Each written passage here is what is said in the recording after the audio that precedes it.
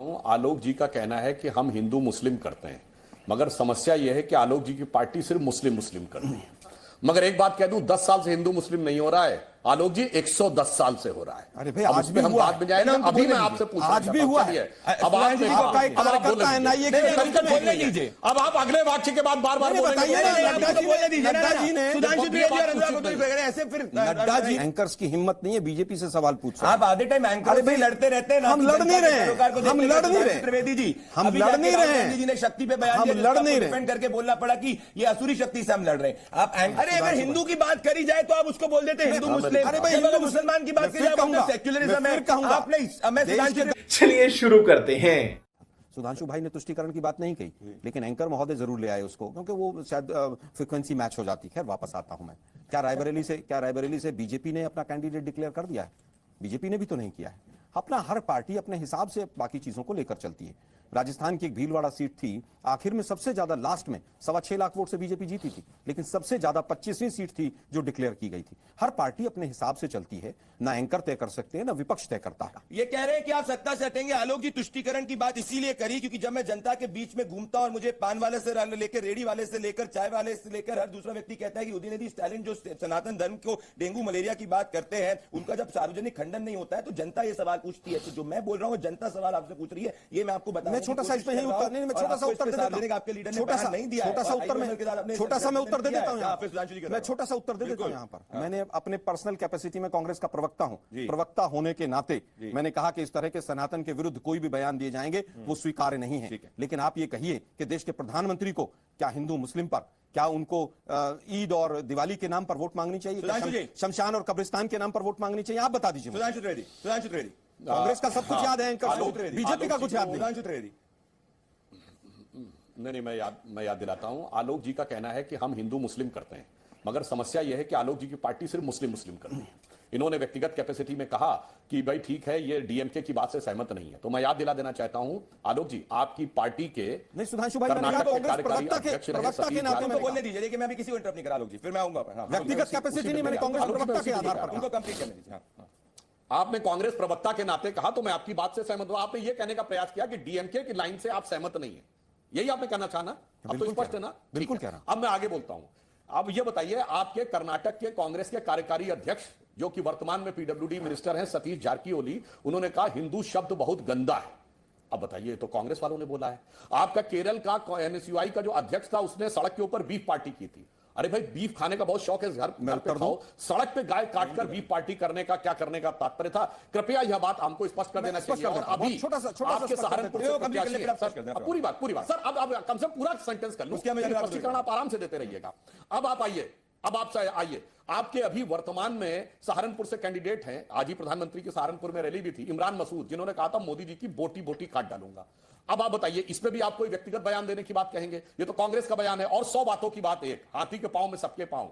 जब आपके प्रधानमंत्री जी ये बोल चुके हैं कि मुस्लिम should have first right over the national resources of India, तो अब इसके बाद तो कुछ छोटा सा उत्तर दे देता हूं। इसीलिए आरोप लगाए हैं आपके लिए कि ये एक नहीं अनेक चीजें आप स्वयं आपकी पार्टी के लोग बोल चुके हैं, और जो सहयोगी दल हैं वो और बढ़ चढ़ के बोलते हैं। चलिए, अब आप और बोलते हैं। यहां पे एक लाइन और बोल दूं सर, यहां पे अनुराग भदौरिया बैठे हैं, इनकी पार्टी ने तमाम बातें रामचरितमानस और भगवान राम पे बोली थी, उस पर आपका क्या कहना है? और आरजेडी से तो आज भी आपका गठबंधन है, जिसके साथ सरकार चला रहे थे उनके चंद्रशेखर जी और फतेह बहादुर सिंह आए बाएं साएं उल्टा सीधा कुछ बोल रहे थे, उस पर क्या कहना है? 10 सेकंड में फिर अनुराग भदौरिया पे आ रहा हूं। देखिए, बीफ की बात इन्होंने कही, जिस व्यक्ति ने बीफ काटा या गाय का बछड़ा काटा उसको हमने पार्टी से बाहर किया, उस पर केस चला, वो जेल गया। लेकिन आपकी सरकारों ने तो बीफ खाने खुलवाए। बीफ के काटने की मशीनों के ऊपर एक्साइज और कस्टम की ड्यूटी किसने कम की? ये तो आप ही की सरकार ने। आलोक जी, एक मिनट, आप ही के मेघालय के जो अध्यक्ष थे उन्होंने तो कहा था, और गोवा के अध्यक्ष ने तो कहा था कि हम बीफ की सप्लाई को बढ़ाएंगे। आप लोग किस मुंह से हिंदू मुस्लिम और बीफ और गाय की बात करते हैं? आप लोग भी करेंगे क्या? आपने दूसरा विषय लिया कि साहब कांग्रेस ने ऐसा कहा, कांग्रेस ने, मतलब किसी ने अगर गलत वक्तव्य दिया इसलिए आपको वोट दे दिए जाए, केवल इतना आपका सार्वजनिक खंडन नहीं होता ना। अरे भाई, जेल भेज दिया प्रभु, अगर जेल भेज दिया तो इससे ज्यादा सार्वजनिक खंडन और क्या चाहिए? मैं तो ये कह रहा हूं, जिसने हिंदू आतंकवाद कहा वो तो इनका मंत्री बना बैठा है। आपको वो शायद याद नहीं रहेगा। बताइए, मैक्सिमम बताइए, एंकर, बोलिए। अरे भाई आरके सिंह क्या थे, इनको बोलिए। होम सेक्रेटरी थे कि नहीं? एंकर नहीं कह सकते हैं, एंकर्स की हिम्मत नहीं है बीजेपी से सवाल पूछना। आप आधे टाइम एंकर अरे से भाई, लड़ते रहते हैं ना, हम लड़ नहीं रहे हैं, हम लड़ नहीं रहे, त्रिवेदी जी, हम अभी लड़ जाके नहीं राहुल रहे गांधी जी ने शक्ति पे बयान हम दिया, लड़ नहीं डिपेंड करके बोलना पड़ा कि ये असुरी शक्ति से हम लड़ रहे हैं। आप एंकरों से लड़े, मीडिया से लड़े, किसी और अरे से भाई लड़े, आज इससे आप नहीं होगा। पिछले मैं आपको जनता से बता रहा हूं, पिछले 15 मिनट का 12 पिछले 15 मिनट में आप 2 सवाल पूछ लेते तो मुझे कहने की आवश्यकता नहीं पड़ती, लेकिन आपने एक सवाल बीजेपी से नहीं पूछा। इससे कुछ नहीं होगा। पुरानी कांग्रेस से ही सवाल पूछे जाएंगे। जब उदयनिधि स्टालिन जो आपके साथ अलायंस के अंदर होंगे, अगर आप उनका सार्वजनिक खंडन राहुल गांधी जी नहीं करेंगे तो मैं आपसे पूछूंगा। अरे भाई देश के प्रधानमंत्री पूछ लीजिए ना, दंगाइयों को कपड़े से कैसे पहचानते हैं? देश के प्रधानमंत्री दंगाइयों को कपड़े से पहचानते हैं, वो पूछ लीजिए ना जरा, हिम्मत है तो आपके अंदर। नहीं पूछ पाएंगे आप। देखिए, मैं एक और बात इनको बता देता हूं। राहुल गांधी की न्याय यात्रा में मानवर वो तमिलनाडु में जाकर उस पादरी से बैठकर वो शक्ति के बारे में इनको बता रहा था। वो जॉर्ज पुनिया, कोई जाके चेक कर ले, जो कहता है कि मैं जूते इसलिए पहनता हूं क्योंकि मैं इस धरती को, यानी भारत की धरती को इतना पवित्र मानता हूं कि मेरे पैर न टच हो जाएं। साहब उस जॉर्ज पुनिया के पास गए, केरल के उस फादर जोसेफ के पास नहीं गए जिसके कि कट्टरपंथियों ने हाथ काट दिए थे। यानी आप अल्पसंख्यकों में भी, ईसाइयों से कोई प्यार नहीं है, कट्टरपंथी मुसलमान ज्यादा, अल्पसंख्यकों में बहुसंख्यकवाद की राजनीति करते हैं, इसलिए इनके साथ ये सुधांशु भाई 10 साल हो गए हिंदू मुस्लिम और धर्म की राजनीति करते हुए, 10 साल हो गए। बताइए हमने ये काम किया इसलिए हमें वोट दो। कहिए नोटबंदी पे हमें वोट दो, कहिए किसानों की आमदनी डबल हो गई हमें वोट दो, कहिए बेरोजगारी दूर हो गई हमें वोट दीजिए। केवल और केवल आपका एजेंडा है कि देश को किस तरह से धर्म के आधार पर और जाति के आधार पर बांटा जाए।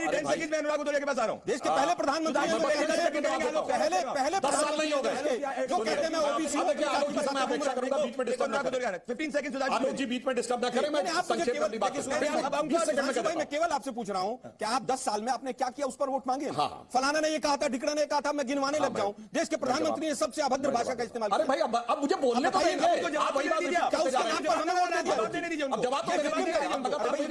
सबसे ज्यादा विक्टिम कार्ड भी देश के प्रधानमंत्री ने खेला और सबसे ज्यादा अभद्र भाषा चले जा रहे हैं। आलोक जी, अब आप उनसे सवाल पूछ रहे हैं। पिछले 15 मिनट में आप 15 मिनट में केवल और केवल धर्म और जाति की बात कर रहे हैं। अरे अगर हिंदू की बात करी जाए तो आप उसको बोल देते हैं हिंदू मुस्लिम। अरे भाई हिंदू मुसलमान की बात करी जाए सेक्युलरिज्म है। आपने देश के दर्शक करेंगे, देश के दर्शक देख रहे हैं। देश के दर्शक देख रहे हैं। 10 साल के बाद भी आपको वही नैरेटिव सुनाना पड़ रहा है। प्रदेश में वोट करते हैं जहां आपने बोला लड़की ले सकती हूं, 2 सीट आपको देश के दर्शक देख रहे हैं कि इस डिबेट में 2 लोग कौन हैं जो हिंदू मुस्लिम कर रहे हैं। बता रहा हूं, मैं आपको जमीन की स्थिति बता रहा हूं। जब भी हिंदुओं की बात होती है आप बोलते हैं हिंदू मुस्लिम। इसी मैं वही कह रहा हूं, दोनों लोग हिंदू मुस्लिम करेंगे। सुधांशु त्रिवेदी हाँ मैं बता रहा हूँ। पहली बात, मेरे शायद पहले वक्तव्य में मैंने ग्रोथ रेट वाले जो बात बताई थी और महंगाई की रेट और बेरोजगारी की रेट शायद आलोक जी को सुनाई नहीं पड़ा था। मगर एक बात कह दूं, 10 साल से हिंदू मुस्लिम नहीं हो रहा है आलोक जी, 110 साल से हो रहा है। अरे भाई आज भी हम बात में जाए ना, अभी मैं आपसे पूछा, आज भी हुआ है। अब आप अगले वाक्य के बाद बार बार बताइए ना, नड्डा जी ने जो कहा था, ऐसे आप डिबेट को मोनोपलाइज नहीं कर सकते। मोनोपलाइज नहीं कर रहा, जब उनका सवाल बोलने दीजिए, वो आपके समय में एक सवाल का जवाब दीजिए। एंकरिंग कर लीजिए। आज को आपको प्रवक्ता भी बनना है, एंकर भी बनना है, सब कुछ एक दो करना है। फिर आपको मीडिया को भी ज्ञान देना है। वाली मशीनों पर एक्साइज ड्यूटी कम हुई कि नहीं? हाँ बता दीजिए। सुधांशु त्रिवेदी बोलेंगे, उसके बाद अनुराग भदौरिया के पास आने। सुधांशु